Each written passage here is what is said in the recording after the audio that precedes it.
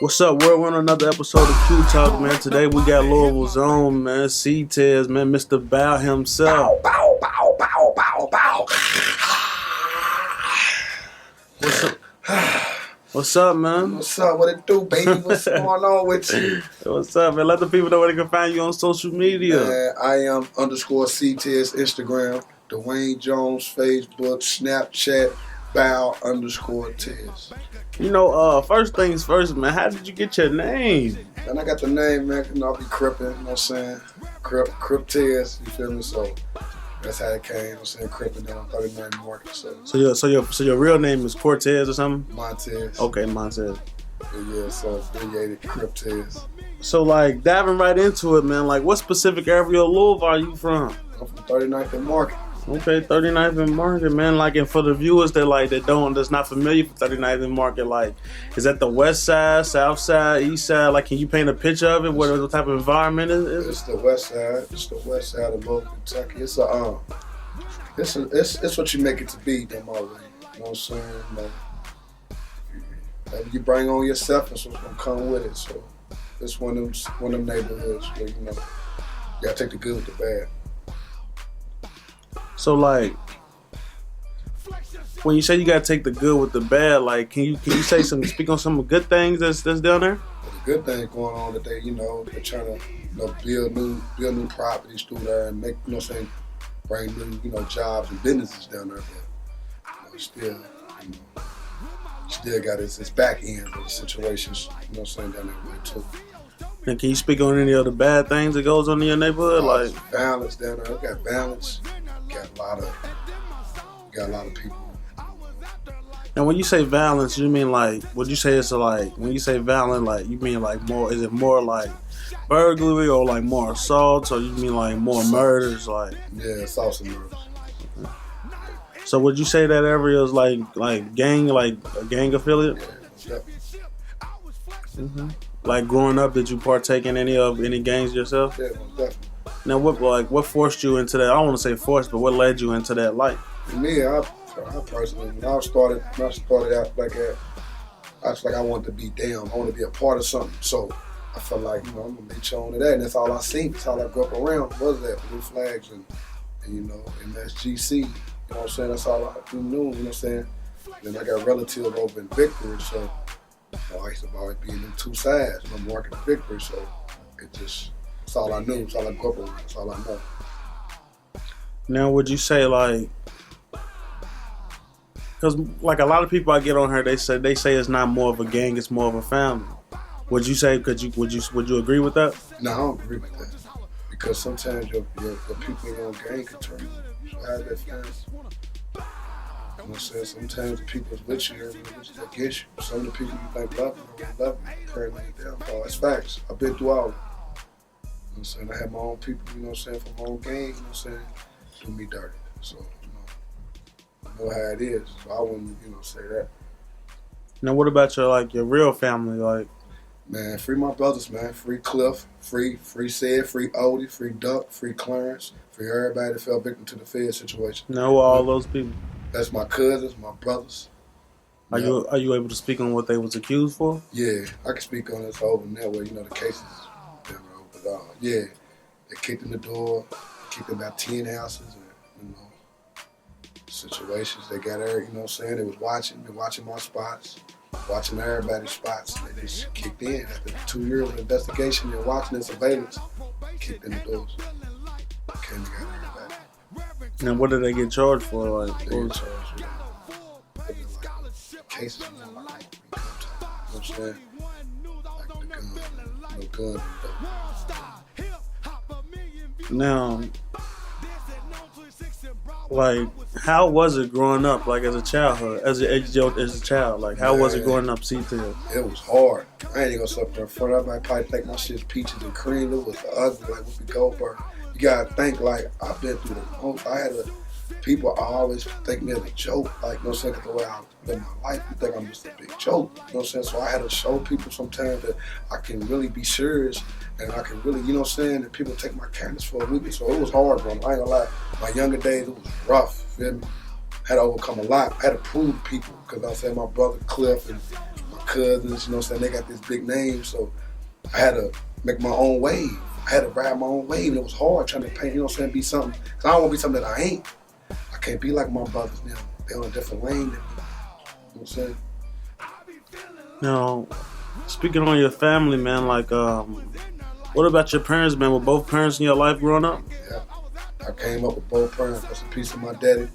My mama, I love you. She's still out here, man. Shout out to my mama. I love you. Yeah, I had both parents.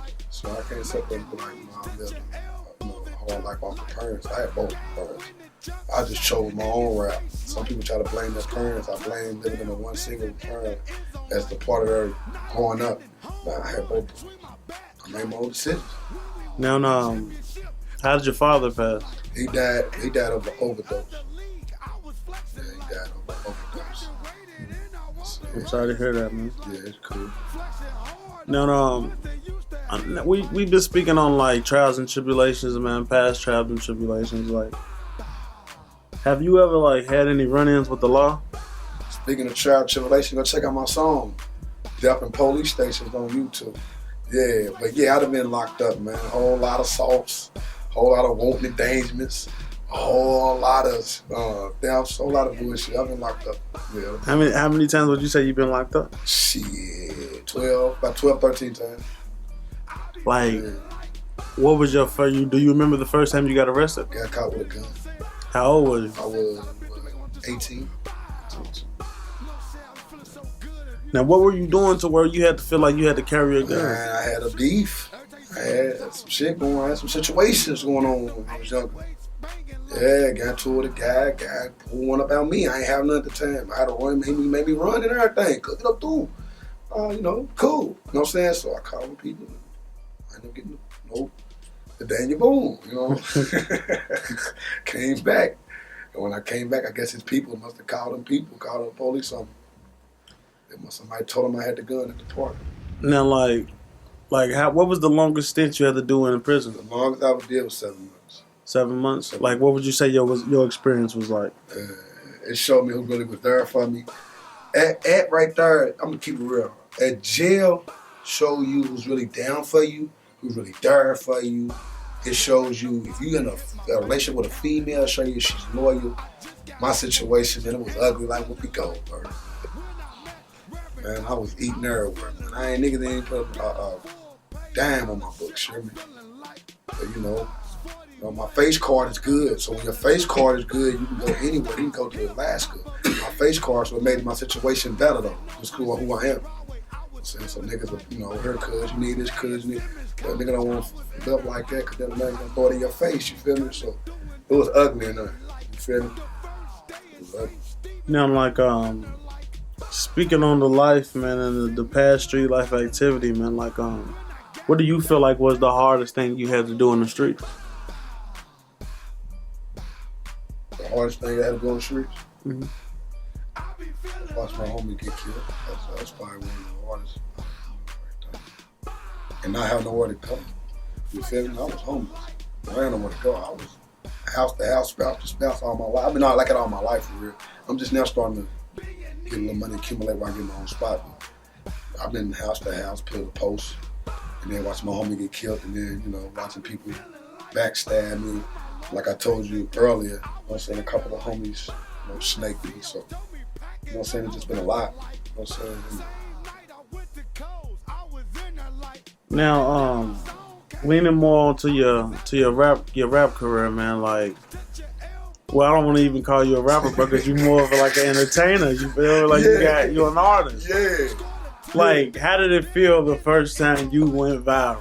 Oh man, it felt so ignorant. Look, check 1 2 like a mic for it. So look, when I first went viral, nigga, my phone was jumping like bullfrogs with notifications going crazy. You feel me? So then I said, like, oh, you went viral. I was right there in front of Cali Park. Shout out to Cali. I was dancing in front of Cali with the all white to Future. Fuck up some comments.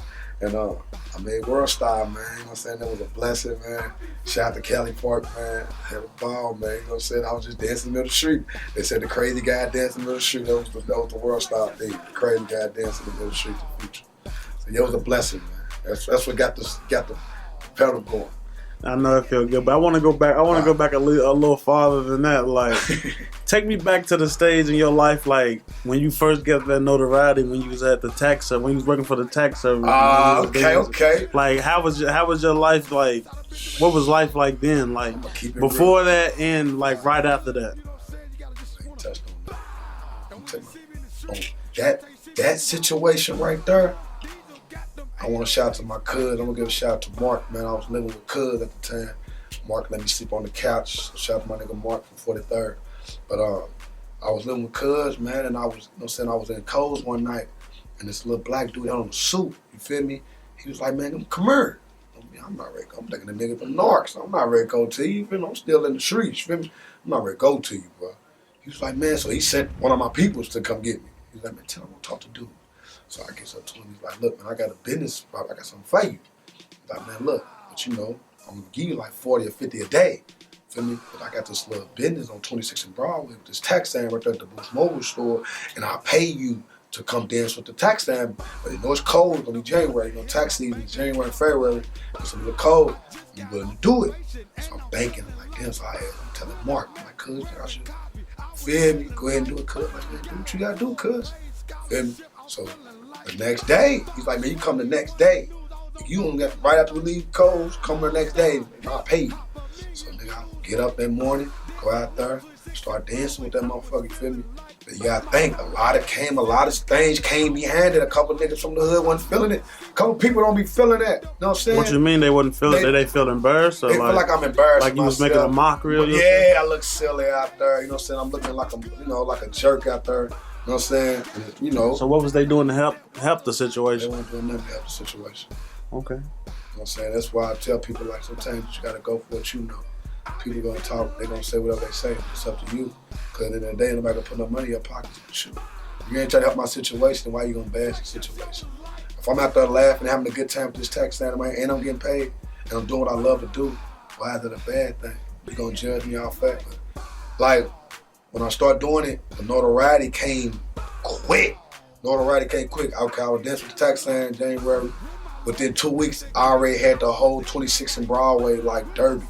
I had it like, you see people pulling in Dinos on 26, you see people pulling in on the side. It got so crazy where it was traffic, trucks stopping, people was throwing me money, you know what I'm saying? And then the big blessing came like about 3 weeks later, so the blessing came. Which was? Reverend Cosby pulled up, gave me a 4-page scholarship. And that was probably one of the biggest blessings. I ain't gonna lie, it was a blessing. Like, my kids are blessings. But that right there was a blessing in my life and my situation. You feel me? And he's like, I got a 4-page scholarship and a 3-bedroom house for you. You know what I'm saying? If you just go to college and stay in there and stay focused and get your associate degree. You feel me? He's like, you only gotta do a 2-year term. Did you obtain that degree? I ain't obtained it. I ain't serving that life. Speaking of Reverend Cosby, man, like, what's the current state of y'all relationship? We ain't no contact in 2 years. Now, I hope him the best. Now, how did you all like first meet? Like, how did he approach you? He approached me on 26th and Broadway, and I was dancing with the tax stand, and he was like, I got a proposition for you. And so I give you a 4-page scholarship in a 4-bedroom house. So I feel, damn.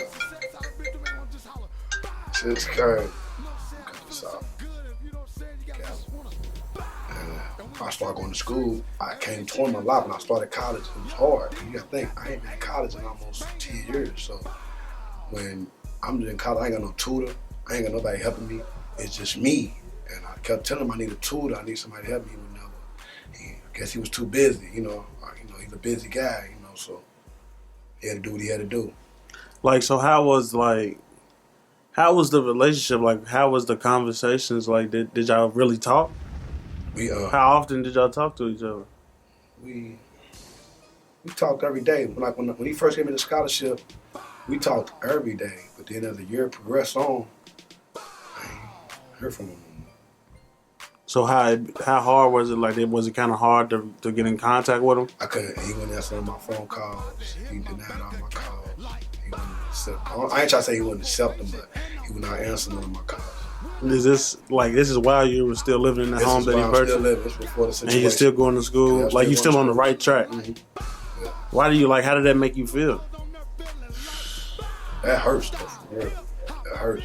I gotta respect it, because, him being a public figure, you know what I'm saying, I don't want to make it look like that I'm hating or it's a lot of animosity to him, because everybody gonna be like, well, he put you in the right direction, he did this for you, he did that for you. And, so I really don't never like to speak on it, you know what I'm saying, because when I say something about it, it's like people be like, well, he gave you a full-page scholarship, and he gave you, but they don't know the back end of the situation that comes with it. It's always something behind something. I always remember that. It ain't always peaches and cream. You know what I'm saying? Shit look good on the outside, but be hurt on the inside. That's facts. So because I feel like that when I kept coming to you, asking you for a tutor, asking you I need help, I really needed help. I ain't been in school in 10 years. And, I appreciate it. Anybody gonna take a full-page scholarship, feel me? Because you want to better your life and you want to better your family. But when you get in there, it's a different ball game in that college. Feel me? You gotta study, book work, study, plan. You know what I'm saying? Computer, type. You know what I'm saying? That ain't easy for one person to just, you know what I'm saying? That's a lot on your mental. And when I ask you, you busy, but you are a busy guy. I ain't taking nothing from him. He's a busy guy. But you put me out there on that platform. You put me out there on the news. You put me out there. You say you my mentor. You my mentor. You're supposed to guide me. You're supposed to help me when I'm hurting. I never really asked you for financial. It was never about no financial. This is about books. This is about book work. It's about college. It's about me getting a degree. I can see if I'm blowing you up, I call you on a money tip. That's different. But I wish the best for Reverend Cosby and my St. Stephen's family. It ain't no hard feelings in that. Everybody got a life. You feel me? I'm past that situation though. Now, I'm way past it. Yeah. Now you've been in the music industry now. Like you done had your foot in the music industry, so you know how that game worked. And like comparing that, like how the relationships in the music industry is kind of cutthroat. It's always strictly business. Like, do you feel like your relationship with Reverend Cosby was business? At the end of it, do you feel like, damn, I feel like it was just like a business thing, a business move? I can speak on it now. I feel like that situation with me was to blow up at school. Make that school get the notoriety that it needed. Feel me? Because it really wasn't never about me. It was about, Simmons College to get that notoriety, to get that school off of the platform that it's on and get more people to enroll into the school. You know what I'm saying? But I took it for what it was. I liked the little fame I got, the notoriety. I ain't really needed it, but I appreciate the benefits. I reaped off the benefits. In life, you gotta reap off benefits that come with it. You know what I'm saying? It was a good thing that came with that when Reverend Cosby gave me the scholarship in the house. You know what I'm saying? But then after a year, I started seeing that he really wasn't for me. See, some people in life be there for you when you got something to offer them. But when they see that your offering ain't coming their way or they ain't benefiting them, then you start seeing you start seeing things like, okay. So this ain't really no family. You know what I'm saying? This is just on some right now, and if ain't nothing, we ain't getting no word with this, I'm gonna fall back off of him. He did me like that. I'm cool with it though. I don't disrespect him. When people ask about me, they ask about him, I be like, man, I wish him the best. I don't hate on nobody. Then are you still in the home that he? Nah, the home guy, they took it. What happened was, I can speak on it. The feds kicked in the door. You feel me? It was after. This is way after. They kicked in the door and they repossessed the house back. The police or the church? Church. They never gave it back. Like what did the police? What happened was they came in and left the paper in there talking about it. To warrant and all that, and then they boarded the house up. So what was the reasoning behind that? The reason behind that because the feds kicked in the door. I'm talking about like what was the reason behind the feds kicking in the door? They was watching my house. My house was on surveillance for 2 years. For my brothers. They was doing illegal activity or they was accused? Accused, yeah. Okay, so like what did the police find when they kicked in? They ain't find nothing. And the church still they still took the house? Took the house. Never gave it back. Never gave it back. And then a lot of people will speak on that. I'm gonna speak on something too real quick though. A lot of people like see Ted's as a rat. Nigga, how am I a rat, nigga? I ain't know nobody's paperwork. Feel me? Nobody's paperwork, nigga. Feel me? And the house in my name, silly. So all you niggas out the couple niggas off there, they know who I'm talking to. So nigga, you know. A lot of you niggas backdoored me too. A kid that took out my clothes and shoes, cuz. Come on, cuz. Niggas know, but y'all, it's funny though. A lot of situations, a lot of shit can't be handled. Nigga snake me behind that shit. But you know, it is what it is, though. No. I know, a lot of monkey shit can't be handled.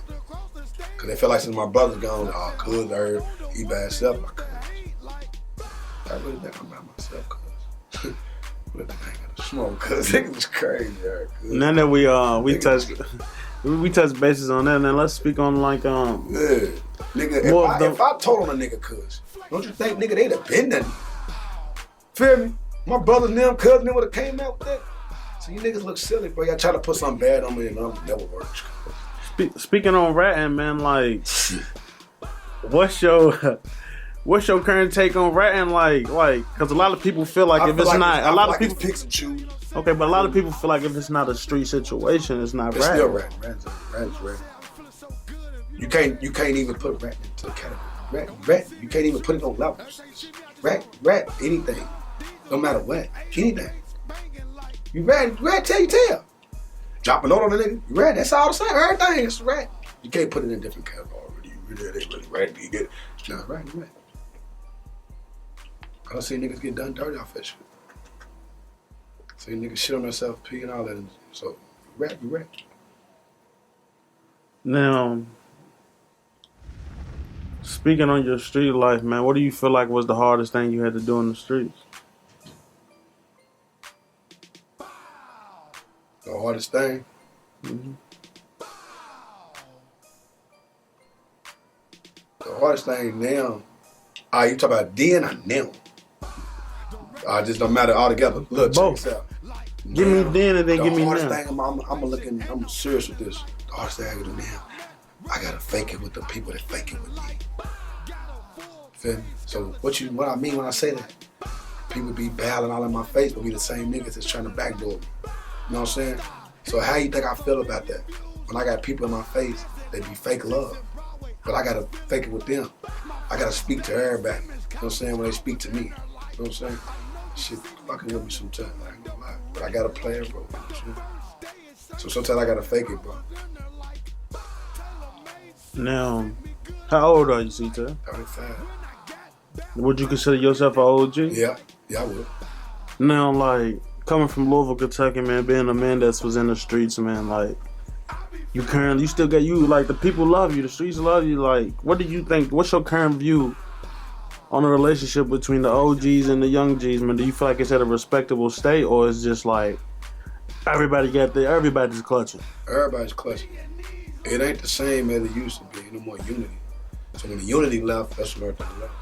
Tell you my situation, man. So, ain't no more unity. Like, it's every man for himself. You know what I'm saying? And if that OG, he probably nervous about the young nigga, because the young nigga, they token. They ain't gonna play with you. So he don't want to say something bad or try to give this nigga advice, because he try to give advice, he might turn around and make a situation for himself. So it depends on, I think, with the OGs and the young niggas, depending on who the OG nigga is, and some of these young niggas will listen to them.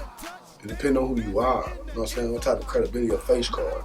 You know what I'm saying? That's how it is nowadays. They gotta, the young generation gotta see that your face card, what he done, you know what I'm saying? Who is he?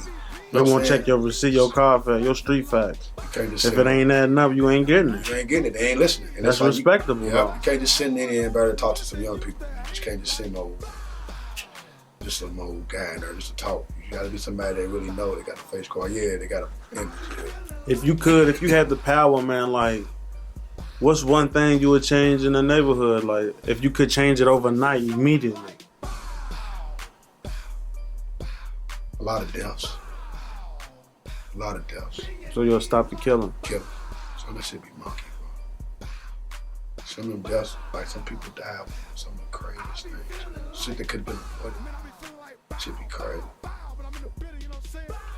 Now, leaning on more to your career, man, your entertainment career, like, would you say your environment, man, like, shaped the way you rap?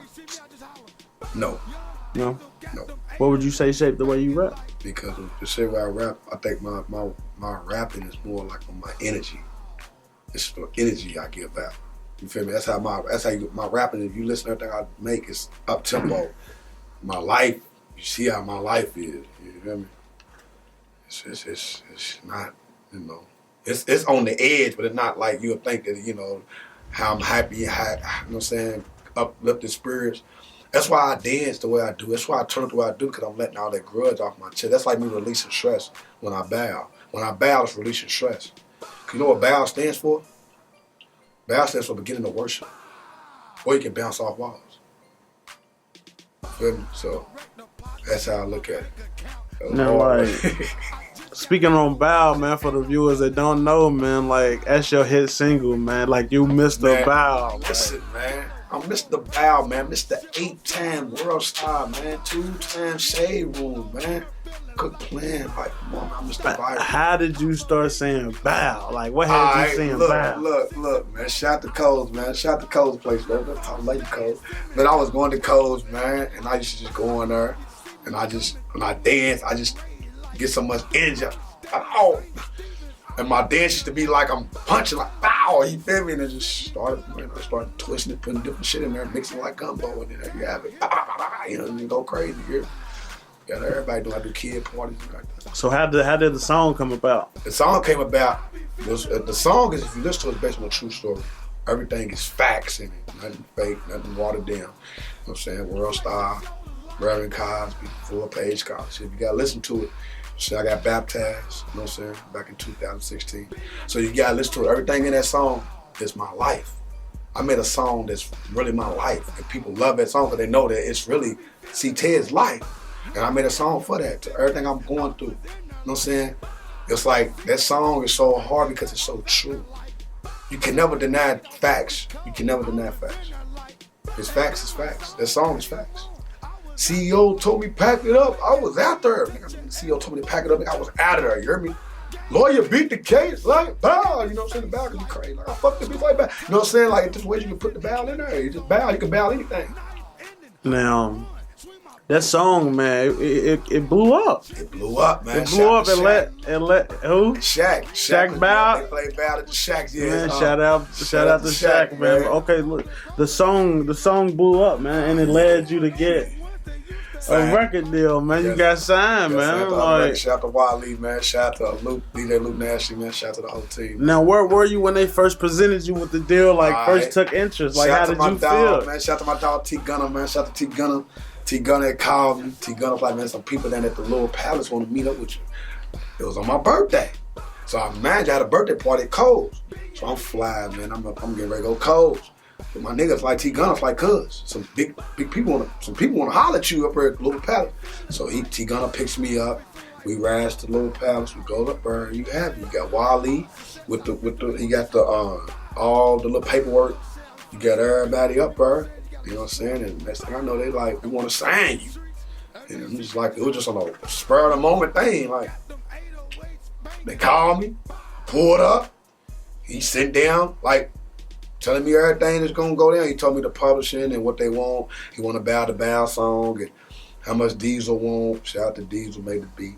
He want to know how much Diesel want and how much all the public producers and everything. And we sat down and we talked and discussed the business part that same night.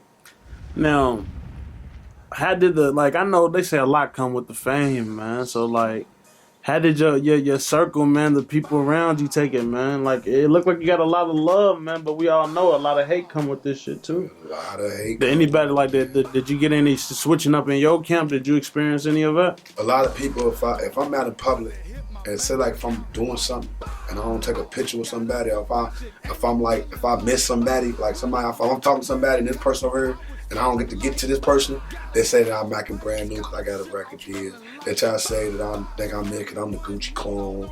So it's a lot of hate coming with it. And especially coming from where I'm from, you know, you really gotta, you know what I'm saying? It's really, I'm always really like, you have to be careful. Now, like, how do I want to word this? Like, the deal, this was one of the deal. It was like basically like a year deal. Basically like I signed a 360 deal. It was just a single contract. The single contract. Just for the song. For the Bow song. And then the record label, they looked out for me. Shout out to Wally. They got me together. They got the hotel rooms. They paid for my clothes. And they gave me like, what, $5,000-$10,000 up front. You know what I'm saying? So how do you feel like so you been in the music game, you been in the music business, you see how it works. How would you describe it? It's cool, feel me? But like deals, you know what I'm saying? If I was to tell a up and coming artist in the game, I would just tell them to just stay independent. If you can, just try to get your money up. It's all about financial. It's all about the money. It's all about business. Because when I signed the deal, they told me this is all business. Nothing. No, what they say is business, nothing personal. That's the first thing they told me. And I never, you know what I'm saying, why they told me that. So, I understood what he was saying when he said it. I caught the hint. You feel me? You gotta catch it. You feel me? And I've been dealing with it. You know what I'm saying? So I know what it is now. And since I've been doing this bow, we're gonna go back. When I first started, like, I wasn't getting the money I'm supposed to be getting off these shows. You know what I'm saying? Like, I had a couple times, my homies had to go get the money for most of the shows I was getting booked for. I wasn't getting the money off the shows. I get booked for certain little venues. And the promoters, who was throwing the event, that booked me for the show, they want to give me everything that I'm supposed to. I got offered for on the deal, so so that goes to show you that sometimes you need a manager. You need somebody that's really like on your paperwork or on your business aspect of this. You can get played in this industry too. So. Now, looking back on the deal, man, do you feel like you got played? Yeah, I'm not talking on the contract. Yeah. I guess I got played. I could have probably got a better, you know what I'm saying, better deal, but you gotta think sometimes, I just went with my first instinct, and I ain't having nothing at the time, so I was down bad, so I really need that money, so, but if, I could have probably got way better. So yeah, you're no longer signed anymore? Okay. Now, what top 3 things you think you bring to the rap game? Energy, entertainment. Energy, entertainment, and just turn up a party, just turn it up. Now, like, some people might say, like, man, C-Tez, man, he's just a gimmick. Like, what's your response to that? People go, every time I go viral, my video takes off, people be underneath the comments saying I'm on drugs, I'm on this, I'm on that. But that goes to show you, like, just because a person having a good time, enjoying life, don't mean you got to be on some type of substance, some type of beverage, some type of, enhancements to make him feel the way he feel. You know what I'm saying? All that's natural. I don't do no drugs, no nothing. You know what I'm saying? And I just love what I do. And that's a joke. Somebody feel like that. How do you feel like you separate yourself, like, from being that gimmick? Like, cause you feel this is you. People don't really understand, like, this is how you really act. How I separate myself from that? Yeah, how do you get people to realize, like, this ain't no act, this is really me? Because everywhere you see me, if you know me, you know that's me. I've been like this all my life. This ain't just no. See, I'm different because I do it because it's me. Some people do it just to put on an image and be something they really ain't, but they do it to paint a picture to make it look like something so everybody can gravitate to. But with me, I do this because this is me. This is me. When you see me out on videos, you see me, this is me 24/7. This ain't no, like, it's just how I am. I'm just hype. I'm just, anywhere I go, I could be in a restaurant, anywhere. I'm going to be, like, turned up. That's how I am. I don't know how I got it. Now, speaking more on your past, man, like, what got you rapping, man? What made you decide, like, I want to be a rapper, man? That's crazy because if you know me, I was a rapper before I came to, like, a little hype dancer. I started out beating on my chest. Shout out to Gonkin Park. I used to be at the pool where the guns went up at the pool. And I used to rap up there every day. You know what I'm saying? And then it just transformed me. So I started going to Coles and then started going to the club and then I know I just want to start rapping and I started dancing.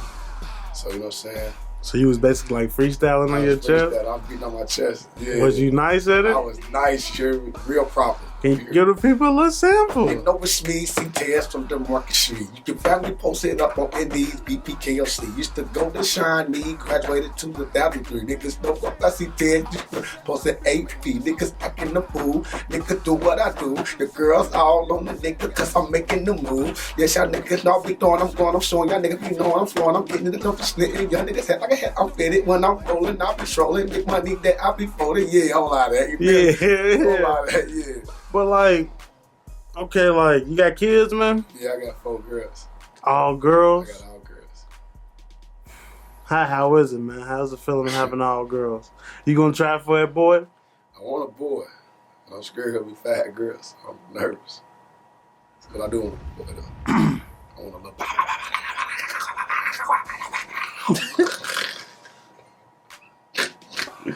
So, like, if you had, like, how old are they?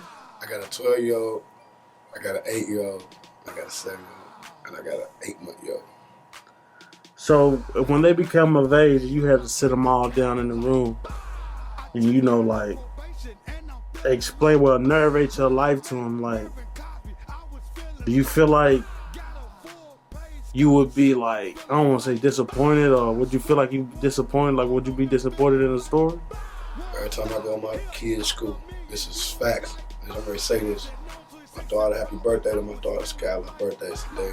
I got both of my daughters back to back. My other daughter's birthday tomorrow.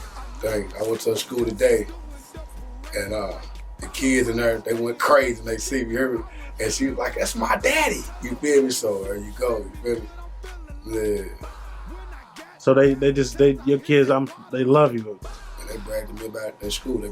So how do they adjust to the fame? Do they know you famous? Yeah, they do. They were like, "That's you on YouTube." And then they got me on YouTube as the Gucci Clone. So I got a whole lot of videos. You type in Gucci Clone. I'm glad you said that. Like, how did that take about? Who started calling you the Gucci Clone? Shout out to the Red and John. He was at the Coles concert when that situation popped off up there at Coles. But it was the Red John concert. He recorded me dancing on stage, and then he called me the Gucci Clone. On his stories, he posted Gucci Clone, and it just went viral. Made World Star. It made our DJ Academics page. It went there. Now, shout out to Rez Deshaun, man. Now, speaking more on, like, your personal life, man, and fame, like, how did that change? Like, did it alter relationships, like, with your loved ones? Like, yeah. I know you said your children, they respond great to it. Yeah.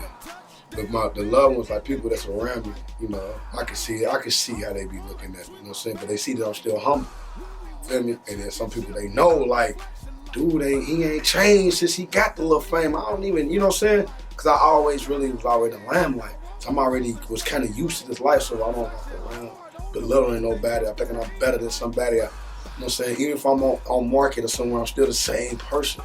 You feel me? I show love to everybody. You know what I'm saying? I try to show love to everybody. Now, do you got any past upcoming projects you want the people to be on the lookout for? Yeah, I'm ready to drop. I want to drop a mixtape in here in the studio. You know what I'm saying? I'm going to drop one here, ADHD. I'm going to drop that.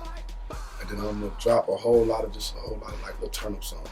And then I'm booked for the New Year's. I'm booked up at, I'll be at Birmingham. Shout out to Splash Bro, DJ Jeff. You know what I'm saying? We booked. So, Rattles Hookah Lounge. I'm there every day. They open every day. Soon I leave here, I got to go up there. So, you feel me? That's what we do. You got any last words for the people, man? I want to say, pow, pow, pow, pow, pow. And look, stay humble, stay grounded, and don't never forget where you come from. And always remember this. As fast as them blessings come, as fast as they can go, don't ever feel like that them blessings will be there forever. And always remember, the people that really there for you, sometimes you got to watch them too, because they really not. People be with you when you're at the top, but what they at when you're at the bottom, that's what matters the most. Let the people know where they can find you on social media. Man, I am _C-Tez, Instagram, Snapchat, Bow_Tez, and my Facebook is Dwayne Jones.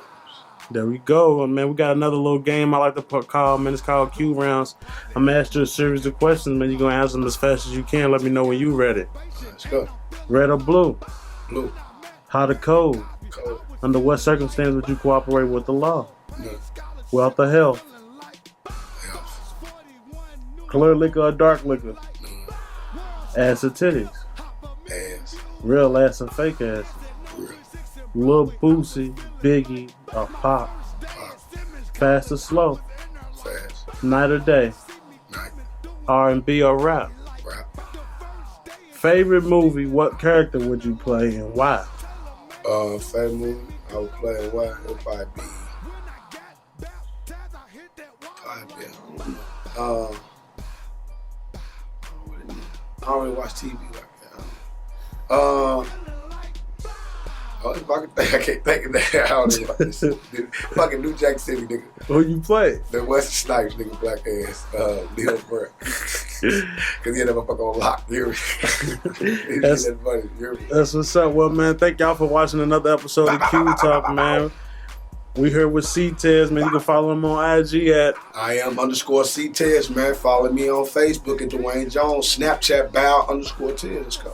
And you can follow us on IG at QOQ Media 1, man. Yeah, QOQ Media 1, man. I'll be here doing my songs too. Be on the lookout for future podcasts, man, interviews, and all things entertainment, man. We out. I done been through hard times and tribulations. Only thing that's in my life is death and police stations. Motherfucking dick suckers. Death and police stations.